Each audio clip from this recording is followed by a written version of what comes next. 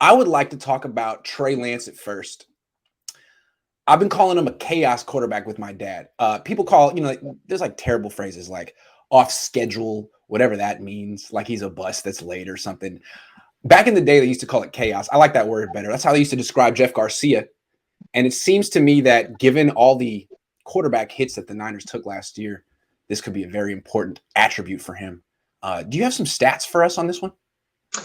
Yeah, so first, to back up what you said about the off-scheduler thing. So Jimmy Garoppolo's one of his big defenses has been poor offensive line play, a porous offensive line and everything. We do acknowledge that he's a little bit of a static, stationary quarterback, but we kind of cut him a little bit of slack. So actually, instead of throwing McGlinchey and Tomlinson and other guys under the bus, we actually found some stats as far as comparing him to the league leader in time, as well as some averages that some other superstars face. And the first thing was that Jimmy Garoppolo in 2019 took 36 sacks, which is pretty significant. That's quite a lot of hits. Obviously, it took its toll on his body.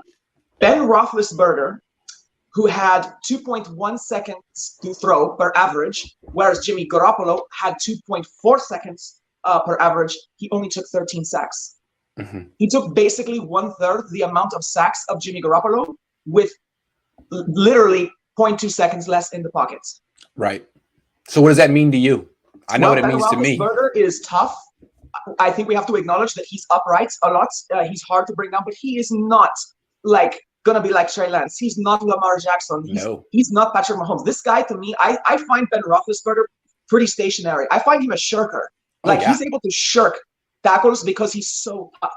But how does he take 1/3 the amount of sacks with less time versus Jimmy Garoppolo, who's younger? I'll tell you how. Me, that's alarming. I'll tell you how. Ben Roethlisberger is better and can find the open man quicker because he's a better quarterback. He can also throw the ball away. Yes, he can do that too. I think this is an interesting stat, average time to throw. I'd like to know how they calculate it. I think part of the low time for the Steelers is the fact that Roethlisberger gets the ball out of his hands quick and he's decisive. Absolutely. And the one thing Kyle has never been able to say about Jimmy is that he's decisive. If someone asks him how is he in terms of decision making, I'll be like, he's improving. He's getting better. Or he won't. Right. Yeah. Yeah. His answers are always, Jimmy, he's working on it. We see a lot of improvement. And it's a week to week kind of thing. He improves every week. Yeah. So I think what we see with Jimmy is he hesitates too much. And the combination of a guy who hesitates in the pocket and really can't move outside the pocket is going to be a guy who gets hurt. So I like it when quarterbacks juke. They kind of deke the defenders with the shoulder turn they do. But I don't think Jimmy's always actually deking them. I think that's the indecision. When Ben Roethlisberger does it and he goes back to pass, it's like his shoulders are aligned where they're supposed to be with where he's supposed to go. He scans with his reads, whereas Jimmy kind of stands there and looks around and will go like, and it just feels like some of it is disguising and some of it's not. So the league, the other quarterbacks that we're also dealing with were the Colts and the Saints, who are considered top tier offensive lines. They provided 2.3 and 2.4 seconds. Right. Basically the same as what Jimmy Garoppolo was getting. So it's not like the Niners offensive line was terrible.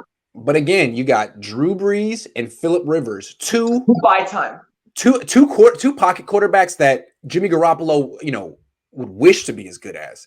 Guys who actually know where to go with the ball pretty freaking quick and make a decision and go. And Jimmy still, in my opinion, plays like he's 24. He has some ability, but it's like you really are inexperienced. You really don't know what you're looking at half the time. Yeah, absolutely. And right. For those that are watching, where we're driving this conversation is if we can replicate this elite offensive line time in the pockets, we don't have a stationary, indecisive quarterback for all of his great things that he does, Jimmy. We're just harping on the fact that what would Trey Lance do? Right. I feel like just his ability to bolt 1 yard left or right. One of the things that drives my father insane is how many sacks Jimmy Garoppolo takes in the collapsing pockets. It seems like he hunts sacks sometimes, like he moves up into them, bounces off his interior defenders, that sort of thing. He does not roll out with proficiency. We know Trey Lance will. I predict that Trey Lance will buy more time for this offensive line. This will improve their run game. This will make defenders more honest. And I mean, people like Chandler Jones, they went feasting on Jimmy Garoppolo. Like, I mean, he hunts him with a certain impunity that there's a respect that Chandler Jones, you can see it in his style of play, that he would show a Tom Brady or a Ben Roethlisberger, or even better, like a Kyler Murray or a Russell Wilson. Jimmy Garoppolo is a little bit predictable as an interior or edge rusher. Wounded animal back there. Right. Wounded animal back there is like they smell blood. The thing with Lance that I think is interesting is he's probably going to hold the ball longer than Jimmy Garoppolo, because he's going to have all these, when the pocket breaks down, he's not going to hang it. He's going to get out of there. He's going to make plays. He's going to make plays on the perimeter of the offense all the time. So he'll hold the ball longer, but I think he'll get sacked less. Yeah, I agree. And I just think that he's going to be a lot more elusive. Absolutely. So let's see what he can do. And maybe we can improve this offensive line, because I think Trent Williams already knew his system, but there's no accounting for comfort. I really think he stands to be even better this year. And if he gets some help from a quarterback that will evade. Right. And I think some people, like some Niner fans, are thinking, well, whoever's better in the pocket is going to win this should win this quarterback competition. Not really. The way I look at the NFL right now, unless you have Tom Brady, who's the greatest pocket quarterback of all time, maybe, you're going to need a guy who's really good at escaping chaos and pressure, because there's just not much of a pocket anymore. It doesn't really exist. So I think that's why Trey Lance is going to end up being the right quarterback. It's the kind of stuff that Jeff Garcia was doing 20 years ago. I'm feeling a little nostalgic for 20 years ago 49ers. I've been watching Garrison Hurst videos and stuff. I don't know why, but I just feel a little nostalgic. I brought him up last week. Yes, he was great. Garrison Hurst. He was. Yes. Anyway, so we think that Trey Lance, he'll hold the ball longer. He'll evade sacks. He'll make the Niners pass protection look better. And this is probably the most important thing he'll do for this offense early on.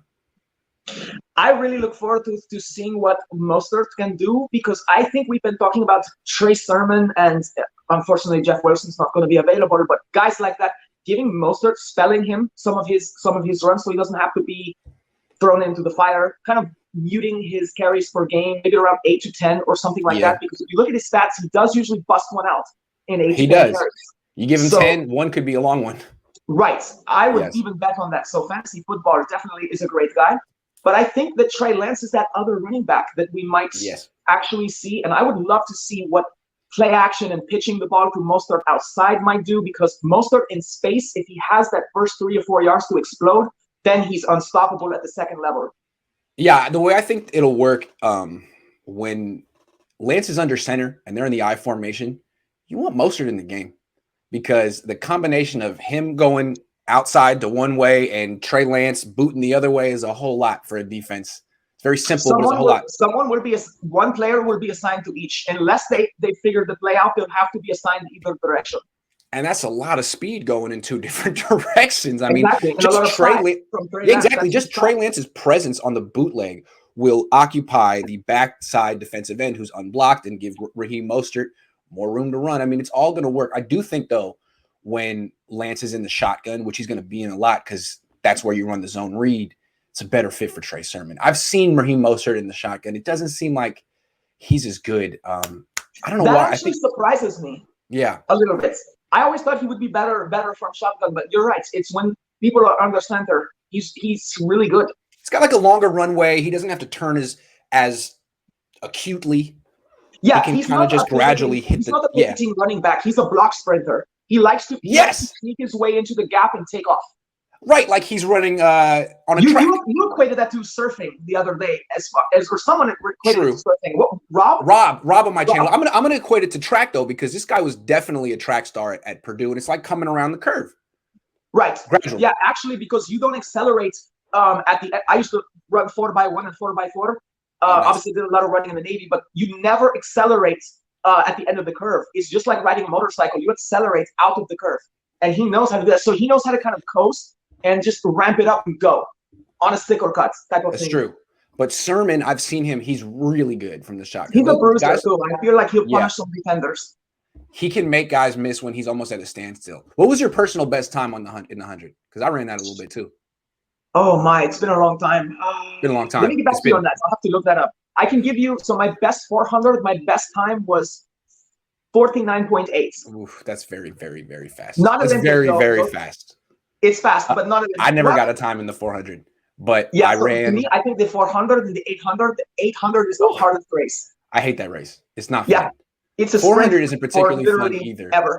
The 200 was my favorite. I ran it once in a relay and didn't get a split time, but we won. And I would like to know. I did run a 100 from a standing start one time with my dad as my witness, and it was an 11:30. Yeah, I personally love the hundreds. I think the 4 and the 8 are the most impressive to me of the sprints because it's just Yes. insane. Because the 400, make no mistake, it's a dead sprint the whole way around. Yeah. What I makes the can't. 100 exceptional? I think what did Mostert run out of curiosity? Is he a 100 sprinter? Yeah, I think he ran a 10-1. I think he ran something ridiculous, like a 10-1, 10-2, something like that. That's amazing. It's amazing. It's absolutely amazing. And it's very technical. It has a lot to do with your start, your drive phase, how you transition from different. But my favorite was the 200 because that's I don't know.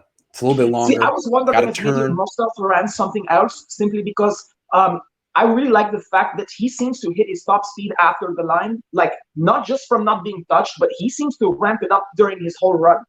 He absolutely does, like a true sprinter. I think he was. Remember that? Yes, it was amazing. He ran indoors in Big Ten, and I think he was like that's like 60-meter sprints, I believe. Interesting. Indoors, yeah. So I don't know how we got to that, but that was an interesting topic. The Trey Lance effect is going to really change this offense. It's going to be cool. Absolutely. It's going to really help the offensive line, the running game, probably the receiver, probably everyone when it happens, unless people get hurt.